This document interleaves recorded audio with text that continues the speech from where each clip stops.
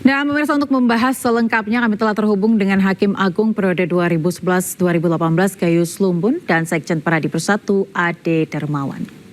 Selamat sore Bapak-Bapak. Terima kasih sudah bergabung di Adi Sore. Sore Mbak Aya, Pak Gayus dan seluruh pemirsa. Assalamualaikum. Ya, terima kasih sudah bergabung di Adi Sore. Ini saya langsung ke Pak Gayus, Pak. Sampai detik ini publik masih bingung terkait dengan status hukum Dr. Tifa. Setelah eksekusinya dikabulkan, kemudian dakwaan dinyatakan batal demi hukum, apakah status terdakwanya otomatis gugur total secara hukum atau ini sebenarnya hanya sebuah jeda formalitas, artinya gugur sementara, Pak Gayus? Kalau saya memperhatikan kata demi kata, pasal 75 ayat 3 ayat 5 itu jelas di sini disebutkan perkara baru. Diberi kesempatan satu kali. Nah, perkara baru ini tentu disebut sebagai terregistrasi dengan nomor yang baru, bukan nomor yang lama. Yang lama sudah never exist karena apa yang disebut sebagai null and void. Tidak lagi menjadi ada karena sudah dibatalkan secara hukum. Ada dua pembatalan dan penegakan hukum. Batal demi hukum dan batal karena hukum. Betul sekali. Kalau karena hukum ini memang hukum itu menjadikan batal, tapi ini tidak. Ini tindakan hakim. Ini satu legal in concreto dari sebuah proses hukum, yaitu kewenangan ada di hakim, sudah di tangan hakim. Hakim mengembalikan ke jaksa dengan aturan yang ada, boleh diulang satu kali lagi dengan registrasi baru. Artinya bagaimana? Saya memahami bahwa Dr. Tifa yang memenangkan secara prosedural ini ya tidak punya status sebagai terdakwa lagi. Kemudian nanti kalau dakwaan ini diproses dengan baik dan bisa dibuktikan memang ternyata berbeda. Saya bisa potong Prof nggak? Sebentar Bang Ade, diselesaikan dulu intinya dari Pak Gayus soal undang-undang tadi. Ya, saya memang tidak terbiasa berdebat langsung, ya silakan Mas Ade kalau mau berbeda dengan saya. Tapi kira-kira bahwa aturan ini memang mengatakan seperti itu. Jadi perkara baru, menjadi perkara baru dengan registrasi baru. Artinya apa? Yang lama sudah berakhir dengan dibatalkan secara hukum.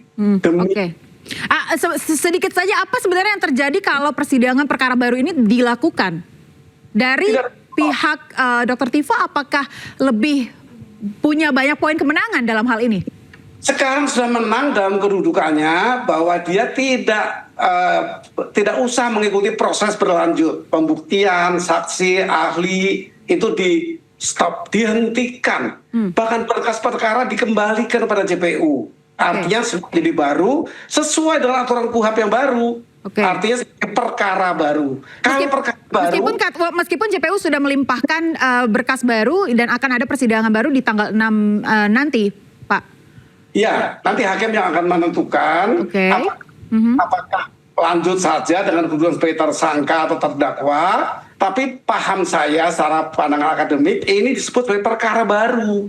Kalau perkara baru yang lama itu sudah batal demi hukum, dibuatlah diberi kesempatan satu kali, yaitu dengan yang baru tadi. Artinya apa? Pihak-pihak juga tentunya sudah baru karena hal yang diputus secara batal demi hukum atas segala ketentuan yang pernah berjalan.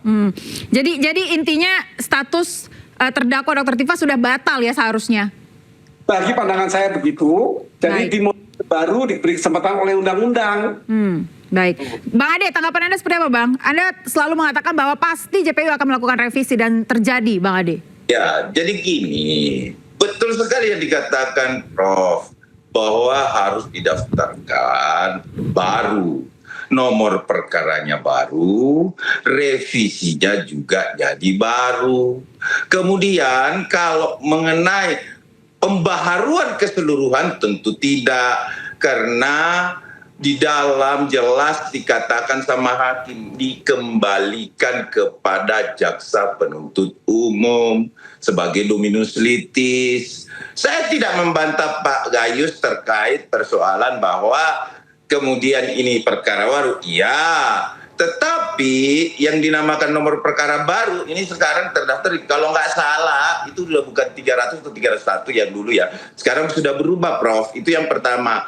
Yang kedua, Prof harus juga mendengarkan secara detail. hakim memberikan, Prof. Jadi saya klarifikasi di sini biar agak masyarakat Indonesia tidak berpikir berbeda dengan Prof. Gayus ya, dan Prof. Gayus juga saya rasa tidak mendengarkan itu. Jadi begini, Prof. Pada saat sidang ya, hakim mengatakan bisa menempuh, ada dua opsi diberikan, Prof. Yang pertama adalah pasal 206, yaitu dengan banding melalui Pengadilan Negeri Jakarta Timur. Terus kemudian atau menggunakan pasal 75. Pasal 75 yang dimaksud itu tidak spesifik itu harus seperti apa. Jadi keseluruhan pasal 75 artinya secara konkret itu penggunaan pasal 75 cocoknya memang di pasal poin 4, Prof. Artinya di poin 4 di situ dalam hal surat dakwaan batal demi hukum ya, ini bahas aturannya. Sebagaimana dimaksud pada ayat 3, hakim memberikan kesempatan satu kali kepada penuntut umum untuk memperbaiki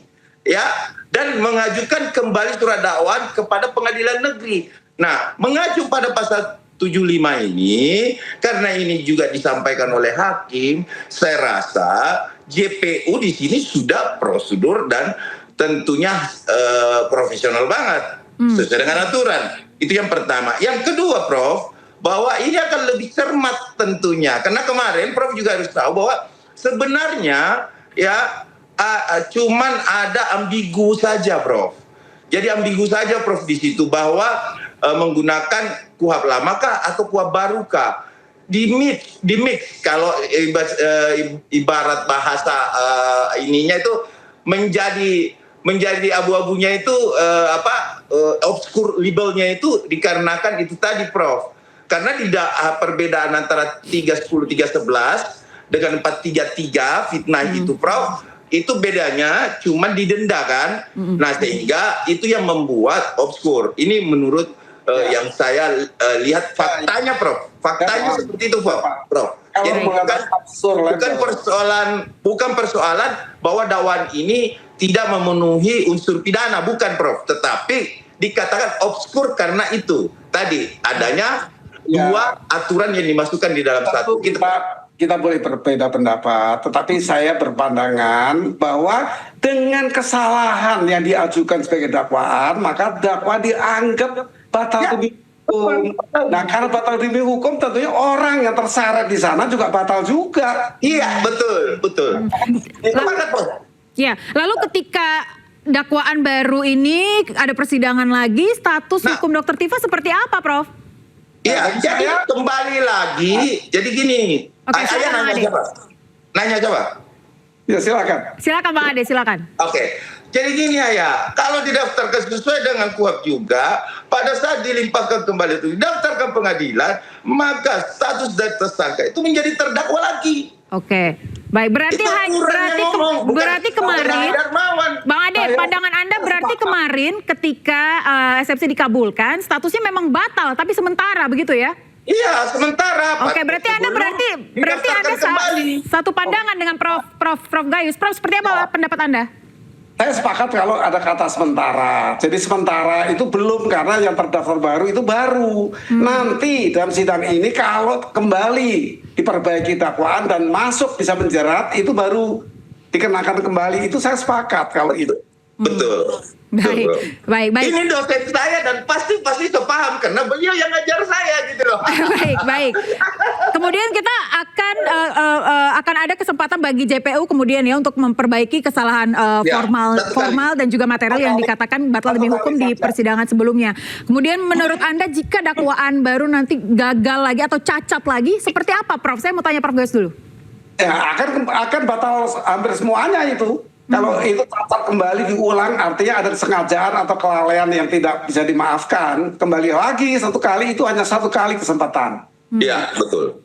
Ya, Prof Gayus, dari yang Anda lihat cacat formil dan material ini, dari sisi apa sih, Prof, yang Anda ikuti? Kalau Anda lihat kesalahan, ada celah hukum apa di balik dakwaan ini? Pak Ade sudah dengan tegas dan saya sepakat karena digunakannya kuhab dua jenis yang berbeda, yang sudah diperbarui, tentu itu. Jadi jangan sampai antara lain hal itu diulang lagi karena kesempatan yang satu kali diberikan oleh hakim. Undang-undang yang memberikan seperti itu. Putusan MK nomor 28 tahun 2022 juga menyebutkan itu. Iya, betul. Baik. Betul. Dari cacat formil, cacat material berarti itu termasuk substansi juga ya? Artinya isi kasusnya juga ya Prof ya? Ya kalau duanya digabung ya menjadi substansi. Oke, oke baik. Bang Ade, tanggapan Anda terkait hal ini seperti apa? Bang, dari JPU apakah akan memperbaiki atau masih stick to it? Sudah, kan sudah jadi gini Mbak Aya, prosesnya kan sudah didaftarkan. Kalau sudah didaftarkan berarti JPU tentu sudah menyiapkan Mbak Aya. Nggak mungkin lah didaftarkan terus nggak diapa-apain.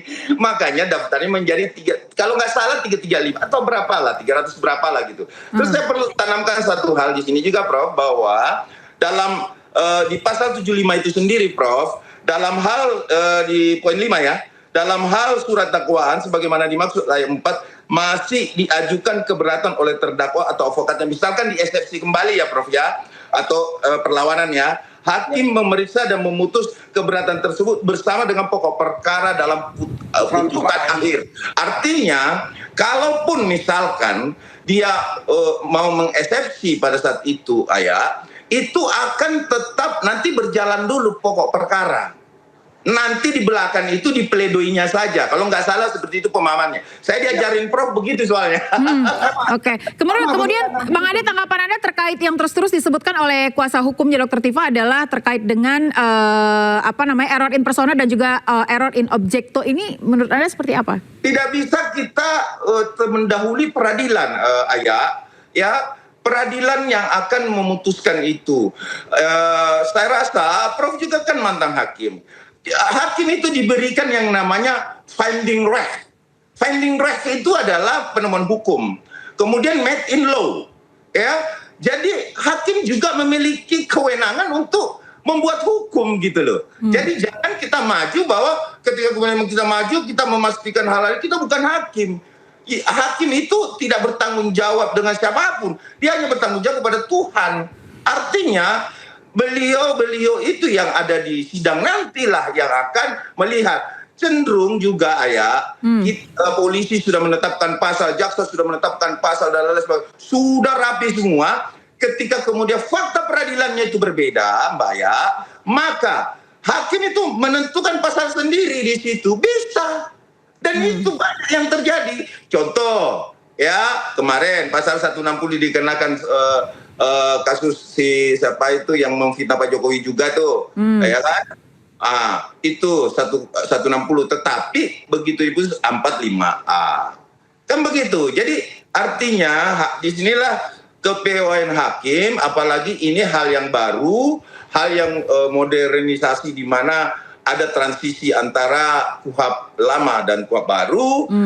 Ya tentunya di sini ini adalah role model kalau saya bilang ya. Role model banget untuk peradilan ini. Kenapa? Nah, ini keren sekali Ayah ya.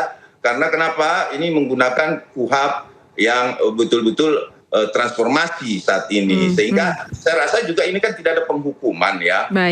Hukuman dia lebih ke restoratif. Artinya ini yang kita harapkan sebenarnya juga Pak Jokowi ya. Kalau kami sih dari timnya ya, kita menginginkan ini dilakukan benar. Tetapi kalau untuk dari Pak Jokowi sendiri itu sudah ngomong kok. Saya cuma pengen membuktikan ini di pengadilan bahwa apa yang disangkakan, keraguan-keraguan di masyarakat yang disebarluaskan ini adalah suatu fitnah keji bagi keluarga besar beliau. Ini kan sekarang juga. Ya, jadi intinya Pak Jokowi akan tetap menunggu meskipun nanti mungkin akan ada sepsi-sepsi lainnya ya. Ya kami sebenarnya sudah siap ya. Saya ada dua yang kebetulan. Baik, Bang Ade ya, saya ke Prof Gayus dulu nih terkait dengan sepengalaman Anda Prof menjadi Hakim Agung, melihat harapan apa sih yang Anda lihat dalam persidangan ini begitu ya, khususnya ada gap antara KUHP lama dan KUHP baru. Memperhatikan kasus ini, perkara ini, maka saya mengatakan sebenarnya ini kan yang menghadapi itu Dr. Tifa terhadap dakwaan-dakwaan yang berasal dari pelaporan. Nah, ini kalau sudah dihentikan karena kesalahan dari JPU atau anggapnya kelalaian JPU, maka diperbaiki. Tetapi kedudukan Pak Jokowi stay on. Itu hanya diwakili oleh JPU, bukan oleh Pak Ade ya, tapi oleh JPU. JPU betul. Kedudukan korban arti ini korban atau pelapor itu diwakili oleh JPU. Betul.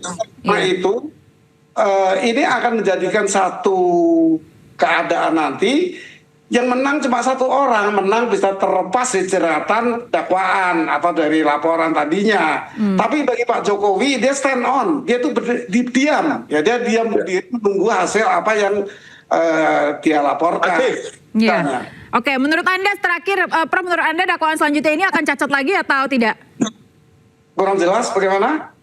Menurut Anda dakwaan ini nanti akan cacat lagi atau tidak? Terakhir, Prof. Tentu tidak bisa diprediksi sebelum kita mendengarkan dakwaan yang baru ya. Baik kalau begitu. Terima kasih. Sedikit ya. Saya cuma mau menyampaikan sama Prof Gayus bahwa sedikit saja, Bang. Saya maksud dengan kesiapan adalah ada 2 saksi yang kebetulan saya dampingi dari awal, saksi Pak. Abang boleh intinya, Bang? Kita tidak punya waktu. Intinya saksi dari teman sekolah Bapak Jokowi itu kita sudah persiapkan karena memang saya adalah kuasa hukumnya gitu loh, Pak. Oke, baik, akan ada banyak saksi-saksi yang hadir ya, saksi-saksi kunci. Baik, kalau begitu terima kasih Bang Ade dan juga Prof Gayus atas waktu Anda hadir di Anu Sore. Selamat beraktivitas kembali. Terima kasih, Prof. Terima kasih, Prof. Dr. Tifa dinilai mantan Hakim Agung Gayus Lumbun menang kasus dugaan fitnah ijazah Jokowi. Usai Majelis Hakim Pengadilan Negeri Jakarta Timur mengabulkan eksepsinya.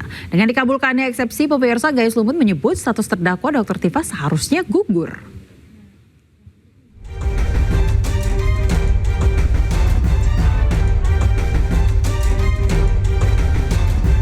Putusan setelah Majelis Hakim Pengadilan Negeri Jakarta Timur mengabulkan nota keberatan yang diajukan Dr. Tifa dalam perkara dugaan pencemaran nama baik terkait polemik ijazah Presiden ke-7 Joko Widodo Kamis pekan lalu.